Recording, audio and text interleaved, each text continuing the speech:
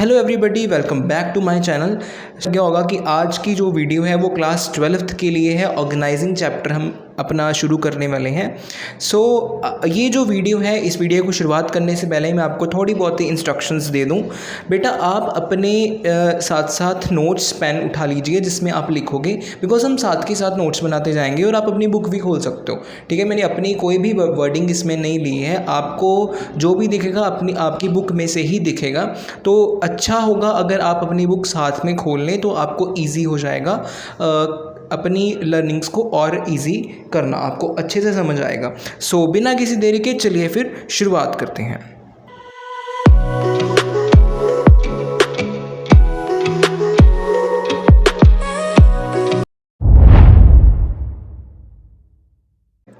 What is organizing? Organizing refers to identifying and grouping the activities in an organization to achieve the desired goals. Organizing क्या है? Organizing identify करना है और group activity है कि हमें अपने गोल को किस तरह से अचीव करना है with the cooperation of others, with the cooperation of all members in the organization. Refers to the process of defining. यह एक प्रोसेस है जो डिफाइन करता है and grouping the activities of an enterprises. एक एंटरप्राइज में एक्टिविटी को एक ग्रुप में करना and establishing authority relationship among them, और एक ऐसा रिलेशनशिप क्रिएट करना जो एक अथॉरिटेटिव रिलेशनशिप होगा एक ऑर्गेनाइजेशन। फीचर्स ऑफ ऑर्गेनाइजिंग कर लेते हैं जी। Division of work. देखो, डिवीजन ऑफ वर्क को समझने से पहले हम अपनी एग्जांपल लेते हैं। फॉर एन एग्जांपल, आपके घर में शादी है, ठीक है। तो अगर आपके घर में शादी है तो शादी में देखो कितने सारे काम होंगे। मिठाई आएगी, डीजे वाला होगा, है ना, मतलब कि गेस्ट को भी देखना है और केटरिंग का भी काम होगा। तो अगर आपके पास 7-8 मेंबर हैं तो आप सभी को अपना अपना काम सौंप दोगे कि भाई ये वाला डिपार्टमेंट तेरा, ये वाला डिपार्टमेंट तेरा, ये वाला डिपार्टमेंट तेरा। तो ये सब हम क्यों कर रहे हैं? बिकॉज शादी क्या है? एक ऑर्गेनाइजिंग है, जो एक एक्टिविटी है, एक फंक्शन है जो हमने क्या किया है, ऑर्गेनाइज किया है। उसमें अगर हम सारे मिलके काम करेंगे, साथ में ये अगर मिलके सारे बंदे काम करेंगे तो वो फंक्शन क्या होगा, एक स्मूथ वे में चलेगा, हम ईजी हो जाएगा वो फंक्शन करना, है ना। तो डिवीजन ऑफ वर्क किस में हेल्प करता है? ऑर्गेनाइजेशन में हेल्प करता है कि हर एक इंडिविजुअल को अपना अपना काम दिया हुआ है ताकि वो अपने गोल को अच्छे से अचीव कर पाए, एक कॉमन गोल को अचीव कर पाए हम सारे, है ना। कोऑर्डिनेशन। देखो, अगर कोऑर्डिनेशन होगा, देखो मैनेजमेंट क्या है, कोऑर्डिनेशन के ऊपर ही बेस करता है ना। अगर कोऑर्डिनेशन होगा तभी हम एक कॉमन गोल को अचीव कर पाएंगे। कोऑर्डिनेशन नहीं होगा, सभी अपने में रहेंगे तो हम कॉमन गोल को क्या एक भी गोल को अचीव नहीं कर पाएंगे, है ना। तो अगला है प्लेयरिटी ऑफ पर्सन्स। ऑर्गेनाइजेशन जो है वो एक व्यक्ति की बात नहीं करता, उसमें हम नंबर ऑफ पर्सन्स ऐड होते हैं, ठीक है। कॉमन ऑब्जेक्टिव होना चाहिए, यानी कि हमारा बिजनेस है, बिजनेस में कॉमन ऑब्जेक्टिव क्या है कि हमें प्रॉफिट अर्न करना है, सोशल सर्विस करनी है, प्रॉफिट अर्न करने के साथ साथ समाज के लिए सेवा भी रखनी है, ऐसा प्रोडक्ट बनाना है कि जो लोगों को हेल्प भी करे प्लस हमें अर्निंग्स भी हो, है ना। तो कॉमन ऑब्जेक्टिव ये हो गया। Organising is a machine of management. देखो, मैंने शुरुआत में ही कहा था कि ऑर्गेनाइजेशन बिजनेस स्टडी किसके ऊपर बेस करता है, मैनेजमेंट ऊपर बेस करता है। मैनेजमेंट में क्या चीज़ आती है? मैनेजमेंट में आता है कोऑर्डिनेशन, ठीक है जी, सबको साथ में लेकर चलना, सबका साथ सबका विकास, है ना। तो organisation is a machine of management is equal to सबका साथ सबका विकास, you can say that. Next है हमारे पास इंपॉर्टेंस ऑफ ऑर्गेनाइजेशन। ऑर्गेनाइजिंग की अब इंपॉर्टेंस क्या है, विशेषताएं क्या है, इंपॉर्टेंस क्या है। Benefits of specialisation. मतलब एक व्यक्ति अपने अपने काम में क्या हो गए, निपुण हो गए, ठीक है। मतलब कि वो अपने अपने काम में अपनी अपनी एबिलिटी के साथ, अपनी अपनी कैपेबिलिटी के साथ क्या हो गए, स्पेशलाइज्ड हो गए।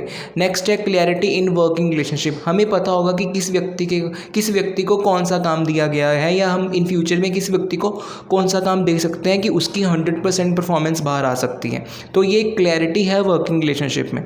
अगला है ऑप्टिमम यूटिलाइजेशन ऑफ रिसोर्सेज। जो भी हमारे पास रिसोर्सेज अवेलेबल हैं, हमें उनको यूज़ करना है बजाय कि हम फालतू कोई रिसोर्स यूज़ करें, ठीक है। नेक्स्ट है अडेप्टेशन टू चेंज। अगर कोई टेक्नोलॉजी नहीं आ रही है या बाय चांस कोई टेक्नोलॉजी चेंज हो रही है तो हमें अडेप्ट करने में ईजी होगा। नेक्स्ट है इफ़ेक्टिव एडमिनिस्ट्रेशन। काम करना, ठीक है, काम की जो कंडीशंस हैं, काम करना, क्लियरली मेंशन होगा each and every activity of manager, ठीक है। मतलब कि हमारे पास जो एडमिनिस्ट्रेशन है वो एक इफेक्टिव एंड एफिशिएंट वे में होगा, जिससे क्या होगा, एक पॉजिटिव रिजल्ट निकल के बाहर आएगा। नेक्स्ट है डेवलपमेंट ऑफ पर्सोनल। देखो मैंने आपको शुरुआत में कहा था, फिर कह रहा हूँ, बिजनेस स्टडीज़ में और कॉमर्स में पर्सनल वर्ड यूज़ नहीं होता है, पर्सोनल वर्ड यूज़ होता है। पर्सोनल वर्ड क्यों यूज़ होता है कि हम मैनेजमेंट में अपने बिजनेस में अपना कह लीजिए मोटिव नहीं देखते हैं, अपने आप को अहम नहीं रखते हैं। हम अपने आप को अहम रखने की बजाय क्या करते हैं, ऐसा गोल अचीव करते हैं जिसके साथ साथ हमारा बिजनेस का गोल भी अचीव हो और हमारा अपना गोल भी, इंडिविजुअल गोल भी अचीव हो। अगर हमारे बिजनेस को प्रॉफिट होगा तो हमें भी तभी सैलरी मिलेगी ना। अगर हमारा बिजनेस लॉस में जाएगा तो सैलरी तो छोड़ो, आपको शायद बिजनेस भी ठप हो जाए ना आपका। तो क्या है, डेवलपमेंट ऑफ पर्सोनल करना है, पर्सनल नहीं करना है, ठीक है। अगला है एक्सपेंशन एंड ग्रोथ। अगर ऑर्गेनाइजेशन होगी हमारे बिजनेस में तो ग्रोथ होना तो 101% एश्योर है। नेक्स्ट है कंक्लूजन। आप अपनी वर्डिंग में लिख सकते हो कंक्लूजन। ये वर्डिंग बहुत मुझे औखी सी लगी, अगर आपको याद होता है तो वेल एंड गुड है। कंक्लूजन आप अपनी वर्डिंग में लिख सकते हो, वैसे भी आपने गप्पी मार के आनी है पेपर में ना। तो नेक्स्ट है हमारे पास कॉन्सेप्ट ऑफ ऑर्गेनाइजिंग। देखो जो ऑर्गेनाइजिंग है वो दो बेसिस के ऊपर डिपेंड करता है। पहला है ऑर्गेनाइजिंग एज अ प्रोसेस, दूसरा है organising as a structure of relationship. Organising as a process की बात कर लेते हैं। According to first concept of organising, it has been considered as a process. देखो फर्स्ट कॉन्सेप्ट क्या है ऑर्गेनाइजिंग का, जो वो क्या करता है, कंसीडर करता है प्रोसेस के रूप में। In other words, organising is not a function. Organising कोई फंक्शन नहीं है that can be perform at a single stroke, जिसको हम एक बार ही करेंगे, नहीं जी। But it is a chain of various activities, various functions. ये क्या है, किस चीज़ को इंक्लूड करता है, ये अपने आप में वेरियस फंक्शंस को इंक्लूड करता है, तभी हम एक कॉमन गोल को अचीव कर पाते हैं। It includes getting information about objective. इसमें क्या क्या आएगा, अब इसमें आएगा हमारा ऑब्जेक्टिव। हमारा ऑब्जेक्टिव क्या है, deciding various activities and grouping them. Activities को देखना है, डिटरमाइन करना है, इंपॉर्टेंट एक्टिविटीज़ को अलाउ करना है, अथॉरिटी एंड रिस्पॉन्सिबिलिटी को, etcetera. Organising is related to human beings. Organising क्या है, किसके साथ रिलेट करता है, ह्यूमन बींग्स को रिलेट करता है। And human conduct is deeply affected by the condition of work, their competency and capability changes in the internal and external environment of the organising. जो ऑर्गेनाइजिंग है वो ह्यूमन एक्टिविटी को belong करती है। इसमें क्या आएगा, आपकी इंटरनल आएगी एक्टिविटी और आपकी एक्सटर्नल एक्टिविटी इसमें पार्ट करेगी। नेक्स्ट है organising as a structure of relationship. According to this concept, organising is treated as a structure of relationship. Organising कैसे ट्रीट करा जाता है, एक स्ट्रक्चर की तरह ट्रीट किया जाता है जो रिलेशनशिप क्रिएट करता है, एक अथॉरिटेटिव रिलेशनशिप क्रिएट करता है। Under this various posts are created and establish and the mutual relationship of employ working on various post, the authorities and responsibility are defined. इसमें क्या आपको आएगा, आपको अथॉरिटी भी दी जाएगी और रिस्पॉन्सिबिलिटी भी दी जाएगी। अगर जैसे हमने शादी की एग्जांपल ली थी, आपके घर में शादी हो रही है तो शादी में कितने काम होते हैं। अगर एक व्यक्ति को केटरिंग का काम दे दिया, केटरिंग वाला डिपार्टमेंट दे दिया, तो उसके पास अथॉरिटी भी है कि वो काम अच्छे तरीके से कराए, प्लस उसके पास रिस्पॉन्सिबिलिटी है कि वो अपनी अथॉरिटी को अच्छे से यूज़ करे, है ना। तो ऑर्गेनाइजिंग क्या है, एक स्ट्रक्चर ऑफ रिलेशनशिप है। किस चीज़ का स्ट्रक्चर ऑफ रिलेशनशिप है, अथॉरिटी एंड रिस्पॉन्सिबिलिटी का। नेक्स्ट इंपॉर्टेंट टॉपिक आता है हमारे पास ऑर्गेनाइजिंग प्रोसेस। देखो 4 है इसके पास। पहला है identification and division of work. पहले आपको आइडेंटिफाई करना है, तब आपको काम को बांटना है। आइडेंटिफाई आप क्या करोगे, फॉर एन एग्जाम्पल आपको कोई काम बांटना है एक 4 व्यक्तियों को। सबसे पहले आपको ढूंढना होगा कि वो जो हम काम बांट रहे हैं उसमें से जो भी हम व्यक्ति को चूज़ कर रहे हैं वो काम के लिए, क्या वो बंदा कैपेबल है उस काम को करने के लिए। सबसे पहले आपको क्या करना है, आइडेंटिफाई करना है, ठीक है। उस काम को करने के लिए जो व्यक्ति हमने चूज़ किया है, क्या वो बंदा कैपेबल है या नहीं है। फिर उसको क्या करना है, डिवाइड करना है, उसको काम देना है, ठीक है। नेक्स्ट है departmentation. Departmentation is very important in enterprises because हर एक इंडिविजुअल को पता होना चाहिए कि अगर उसने पैसे के साथ कोई रिलेट करना है तो फाइनेंस डिपार्टमेंट दिए रहा, ठीक है। अगर उसने कोई परचेज़ करना है, स्टेशनरी लेनी है या कुछ भी करना है ऐसा काम, तो उसको पता होना चाहिए कि हम अगर मैं इस डिपार्टमेंट के पास जाऊंगा तो मुझे बहुत ज़्यादा इफेक्टिव होगा, ठीक है। डिपार्टमेंटेशन तो बहुत ज़रूरी है। तो तीसरा है असाइनमेंट ऑफ ड्यूटीज़ को असाइन कर दो, ठीक है। हर एक इंडिविजुअल को पता होना चाहिए कि उसकी रिस्पॉन्सिबिलिटी क्या है टूवर्ड्स द ऑर्गेनाइजेशन। लास्ट है एस्टैब्लिशिंग रिपोर्टिंग रिलेशन।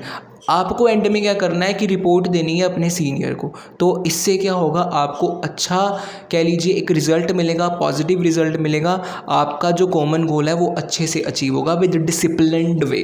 ठीक है जी। सो नेक्स्ट हमारे पास आता है, आपको इसकी जो है आप देख लेना इसके अंदर क्या लिखा हुआ है। अगर आपको कोई पॉइंट नहीं समझ आता आप मेरे को कमेंट में पूछ सकते हो, I will explain you. Next है हमारे पास formal and informal organization. The structure of an organization is both formal and informal. ठीक है, ऑर्गेनाइजेशन का जो स्ट्रक्चर है वो क्या है, वो दो तरह का है, formal and informal. In other words, two kind of relationship can be established among the employees. Firstly the relationship that is defined and defined beforehand, and secondly those relationship which are not defined and defined beforehand. देखो दो तरह का relationship है जिसको हम define कर सकते हैं और एक तरह का रिलेशनशिप है जिसको हम डिफाइन नहीं कर सकते वर्ड्स में। फॉर्मल ऑर्गेनाइजेशन के बारे में पढ़ लेते हैं, मैं इसको डेफिनेशन पढ़ रहा हूँ आपकी। An organisation is formed when the activities of two और more persons are consequently coordinated towards a common objective.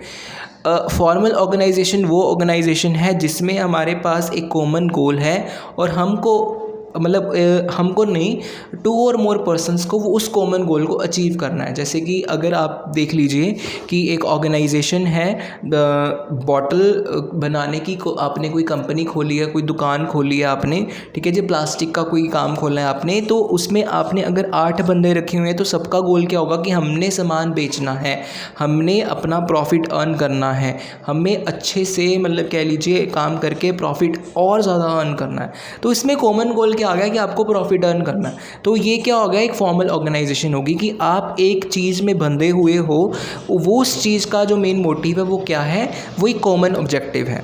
ठीक है जी। तो आगे में इसके फीचर्स हैं, it has defined inter relationship. ये क्या है, आपस में जुड़ा हुआ है, ठीक है, इंटर रिलेशनशिप है जो फॉर्मल ऑर्गेनाइजेशन है। नेक्स्ट हमारे पास आता है, it is based on rules and procedure. ठीक है, अगर आप किसी भी ऑर्गेनाइजेशन में काम करते हो तो आपको उसके रूल्स एंड रेगुलेशन को फॉलो करना पड़ेगा। ठीक है, it is based on division of work. ठीक है, डिवीजन ऑफ वर्क, काम हर एक इंडिविजुअल को काम दिया गया है, काम बांटा गया है, उसके साथ ही उसको वो काम करना है। ठीक है, with the prescribed rules and regulation या टर्म्स एंड कंडीशंस। नेक्स्ट है, इट इज़ डेलिबरेटली क्रिएटेड। ठीक है जी, ये क्या है, इंटेंशनली क्रिएट किया गया है ताकि हम एक कॉमन गोल को अचीव कर पाएँ। It is impersonal. मैंने आपको कहा था कि बिज़नेस में पर्सनल वर्ड यूज़ नहीं होता है, पर्सोनल वर्ड्स यूज़ होता है, बिकॉज हमें अपना गोल नहीं देखना है, हमें अपने गोल के साथ साथ बिज़नेस का गोल भी देखना है। नेक्स्ट है, इट इज़ मोर स्टेबल। ये स्टेबल होता है, चेंज नहीं होता ये। एडवांटेजेस कर लेते हैं, easy to fix accountability, accountability fix करना ईजी हो जाएगा। ठीक है जी। नो ओवरलैपिंग ऑफ वर्क, काम का जो कह लीजिए कि every thing moves in orderly manner. ठीक है जी, हर एक चीज़ एक डिसिप्लिन वे में जाएगा, कि कह लीजिए वेस्टेज नहीं होएगी, टाइम की वेस्टेज नहीं होएगी, रिसोर्सेज की। Unity of command possible. ठीक है, हमारे पास अगर मैनेजर है वही हमें अगर डायरेक्ट करेगा तो काम अच्छे से होगा, है ना। Easy to get goals, goals को अचीव करना ईजी हो जाता है। स्टेबिलिटी इन ऑर्गेनाइजेशन, काम अगर एक अच्छे वे में होगा, कह लीजिए कि एक स्थिर वे में चलेगा, तो हम अपने गोल को टाइम से पहले भी अचीव कर सकते हैं अगर हमें प्रिस्क्राइब्ड फॉर्म में रूल्स एंड रेगुलेशन और अपना काम पता है। ठीक है। लिमिटेशंस क्या है, डिले इन वर्क। समटाइम्स अगर आपने कोई कह लीजिए रूल्स एंड रेगुलेशन बनाना है या कोई भी डिसीजन लेना है नया, तो आपको अपर अथॉरिटी की परमिशन लेनी पड़ेगी, तो इसमें डिले हो सकता है वर्क में। ठीक है जी। लैक ऑफ इनिशिएटिव, आपको जिस व्यक्ति को जो काम दिया गया है वो बंदा वही काम करेगा। अगर मान लीजिए आपका कोई थर्ड पार्टी है, आपका कोई सबऑर्डिनेटिव है, उसको अच्छे से ये काम करना आता हो बट उसको मौका ही ना दिया गया हो विद द फॉर्मल ऑर्गेनाइजेशन, ठीक है, बिकॉज रूल्स एंड रेगुलेशन इसमें फिक्स होते हैं, तो ये इसमें लैक ऑफ इनिशिएटिव होगा। ठीक है, आप वो बंदा क्या है, थोड़ा झिझकेगा काम करने के लिए, क्या पता वो परफॉर्मेंस बाहर ना निकल पाए जो व्यक्ति वो कर लेगा। ठीक है जी। मैकेनिज्म ऑफ रिलेशनशिप जो है एक मैटेरियल वे में बने हुए हैं, कि आपको पता है कि हाँ, अगर आपके जो व्यक्ति आपके साथ जो बैठा है, आपको इसी से बात करनी है, इसी के साथ सब कुछ शेयर करना है और किसी के साथ आप कुछ भी शेयर नहीं करोगे। नेक्स्ट है हमारे पास इनफॉर्मल ऑर्गेनाइजेशन। देखो इनफॉर्मल ऑर्गेनाइजेशन का मतलब ही क्लियर होता है आपको जो है इसमें कोई रूल्स एंड रेगुलेशन नहीं हो। जैसे आप अपने फ्रेंड्स के साथ टॉक कर रहे हो, ठीक है जी, फ्रेंड्स के साथ आप बातें कर रहे हो या आप अपने रिश्तेदारों के साथ बातें कर रहे हो, तो उसमें आपको इनफॉर्मल ऑर्गेनाइजेशन ही दिख जाएगा। And informal organisation is that organisation which is not established deliberately but comes into existence because of common interest, taste and religious and communal relations। ठीक है, इनफॉर्मल ऑर्गेनाइजेशन क्या है कि वो ऑर्गेनाइजेशन है जिसमें आपको कोई रूल्स एंड रेगुलेशन नहीं होता। आपका जो इंटरेस्ट है आप उस टॉपिक पर बात करोगे, आपका जिसके साथ इंटरेस्ट है आप उसके साथ बातें करोगे, तो वो इनफॉर्मल ऑर्गेनाइजेशन हो जाता है। आपको इसमें कोई रूल्स एंड रेगुलेशन कुछ नहीं होता है। ठीक है जी, दैट ऑर्गेनाइजेशन आप डेफिनेशन कर सकते हो, that organisation is informal where the mutual relation are established under 4 common objectives. ठीक है जी, आप दोनों का जो आप जिसके साथ भी बात कर रहे हो, अगर आप अपने फ्रेंड्स के साथ भी बात कर रहे हो, आप ऐसा कोई टॉपिक चूज़ करते हो जो आपको क्या है मतलब उसको भी इंटरेस्टेड हो और आप भी इंटरेस्ट ले रहे हो सुनने में या गेट टुगेदर करने में। ठीक है जी, फीचर्स हैं हमारे पास बेस्ड ऑन फॉर्मल ऑर्गेनाइजेशन। थोड़ा बहुत फॉर्मल होगा बिकॉज इतना भी मतलब कह लीजिए इनफॉर्मल नहीं होगा। कुछ बातें होती हैं है ना, आप अपने अगर फ्रेंड्स के साथ हो आप इतने भी ज़्यादा मतलब कह लीजिए फ्रैंक नहीं हो जाते हो, होती है एक हद होती है बट इतनी भी ज़्यादा हद नहीं होती। It has no written rules and procedure, कोई रूल्स एंड रेगुलेशन नहीं होता इसमें। इंडिपेंडेंट चैनल्स ऑफ कम्युनिकेशन, आप जिस वे में, जिस लैंग्वेज में, जिस गेस्चर्स के साथ कम्युनिकेट करना चाहते हो वो आप कर सकते हो। It is not deliberately created. ठीक है जी, मतलब कह लीजिए मतलब कोई मतलब म्यूचुअल रिलेशनशिप होगा दोनों में, मतलब आपसी तालमेल होगा। अगर आपको बात करनी है आप कर रहे हो, नहीं करनी है नहीं कर रहे हो। ठीक है जी, it has no place on organising chart. ठीक है, ऐसी कोई प्लेस निर्धारित नहीं होती कि आपको वहीं पर जाके बातें करनी है। जहाँ मन किया, जैसे मन किया, जिस वे में मन किया अब वैसे शुरू हो जाते हो अपने फ्रेंड्स के साथ, है ना। It is personal. ठीक है, अब यहाँ पे क्या वर्ड आ गया है, पर्सनल वर्ड आ गया, बिकॉज हम यहाँ पे इनफॉर्मल ऑर्गेनाइजेशन की बात कर रहे हैं। इट लैक्स स्टेबिलिटी, स्टेबिलिटी नहीं है, हम कहीं पर भी शुरू हो जाते हैं ना, मतलब देखते भी नहीं है, जैसी मर्जी लैंग्वेज। देखो मेरे को समझाने की ज़रूरत नहीं है, आप अपने फ्रेंड्स के साथ बातें करते हो, आप सारी गप्पे यहाँ पे मार सकते हो अपने फ्रेंड्स वाले, अपनी सोशल लैंग्वेज को यहाँ पे लिख सकते हो। Next advantages of informal organisation, faster speed बहुत फास्टर है। फुलफिल सोशल नीड्स फुलफिल होती हैं। फुलफिल ऑर्गेनाइजेशन ऑब्जेक्टिव फुलफिल होता है। नेक्स्ट है limitations, it create rumours create हो जाते हैं। ठीक है, फॉर्मल ऑर्गेनाइजेशन में अगर आपको कोई बात पहुंचानी है दूसरे तक तो वो बहुत ही ज़्यादा धीरे धीरे चलेगी। अगर आप ये कह दो कि हाँ भाई उस बंदे ने ऐसा कर दिया, ऐसी बात पहुंचेगी उस व्यक्ति तक, आपने जैसी कही होगी उसको पता नहीं कैसे मोल्ड करेंगे लोग, वो पहुंच जाती है ना, र्यूमर्स क्रिएट कर जाते हैं। तो इनफॉर्मल ऑर्गेनाइजेशन का जो नेटवर्क है वो बहुत ज़्यादा स्ट्रॉन्ग है as compare to formal organisation, मतलब र्यूमर्स बहुत ज़्यादा उड़ जाते हैं। ठीक है जी, इट रेसिस्टेंस चेंज, ये चेंज होता रहता है। मैंने आपको बताया ना कि अगर आपने कोई बात किसी को कही है तो वो मोल्ड पता नहीं कैसे होगी और वो किस किस वे में जाएगी, है ना, एंड वाले बंदे के पास। प्रेशर ऑफ ग्रुप नॉर्म्स, ठीक है जी, मतलब प्रेशर होता है, मतलब एक कह लीजिए मतलब कि हाँ भाई सुनना पड़ेगा तेरे को, मतलब करना ही पड़ेगा तेरे को, तो एक कह लीजिए एक नॉर्म्स भी होते हैं इसमें।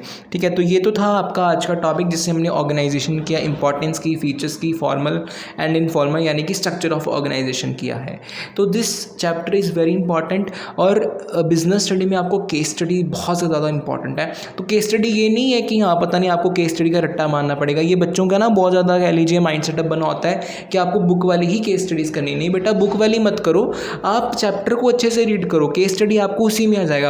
आप पहले चैप्टर को आपने रीड कर लिया, आपको पता लगे कि हाँ बिजनेस स्टडी मेरे को अच्छे से आने लगी है, एंड तक जनवरी तक दिसंबर जनवरी तक मेरे को बिजनेस स्टडी अच्छे से आने लगी है, तो आप पिछले साल के 10 ईयर एग्जाम उठा लीजिए, उसमें आपको जितनी भी केस स्टडीज़ आई होंगी आप उनको अच्छे से रिवाइज करना, अगर आपने बुक अच्छे से पढ़ी हुई है। बिकॉज बुक पढ़ना क्यों ज़रूरी है, आपको केस स्टडीज़ के लिए पढ़ना ज़रूरी है। आप अपनी वर्डिंग भी लिख सकते हो अगर आपने बुक पढ़ी होगी। ठीक है जी, बुक को पढ़ो, समझो, नोट्स बनाओ, और जब भी केस स्टडी आए, कोई भी केस स्टडी आए, किसी तरह भी केस स्टडी आए, तो आप अच्छे से अपनी वर्डिंग लिख सकते हो उसमें। तो बुक रीड करना इसके लिए इंपॉर्टेंट है, नोट्स बनाना इसके लिए इंपॉर्टेंट है। समझ आ गया? So all the very best for your exam. Next video के साथ जल्द ही मिलते हैं, तब तक के लिए आप नोट्स बनाइए, पुरानी वीडियोस को देखिए और इस वीडियोस को देखिए, और लाइक, सब्सक्राइब, शेयर करना मत भूलिएगा। Thank you very much.